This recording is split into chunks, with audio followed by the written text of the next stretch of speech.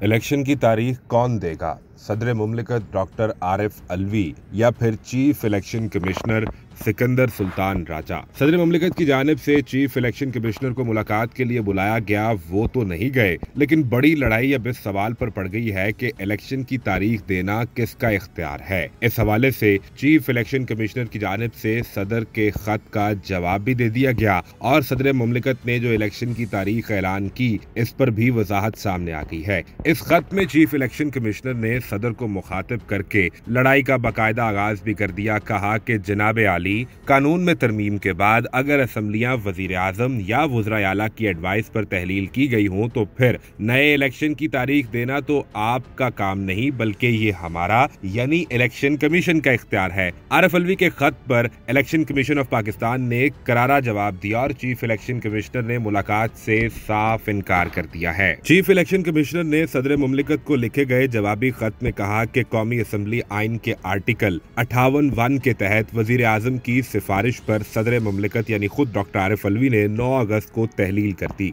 जवाबी खत में चीफ इलेक्शन कमिश्नर ने कहा कि अब इलेक्शन एक्ट की सेक्शन 57 में 26 जून को तरमीम की गई थी। इस तरमीम से कबल सदर इलेक्शन की तारीख के लिए कमीशन से मुशावरत करता था, जिसकी बुनियाद पर आपने खत लिखा। अब सेक्शन 57 में तरमीम के बाद इलेक्शन कमीशन को तारीख या फिर तारीखें देने का इख्तियार है। अब यहाँ पर तारीखें का लफ्ज समझना बहुत जरूरी है। क्या ये होगा कि इस दफा नेशनल असम्बली के इंतखाबात अलग करवाए जाएं और सूबाई असम्बलियों के इंतखाबात अलग करवाए जाएं? खत में ये भी कहा गया कि आइन के आर्टिकल 58(5) को आइन के आर्टिकल 58(2) के साथ मिलाकर पढ़ा जाए।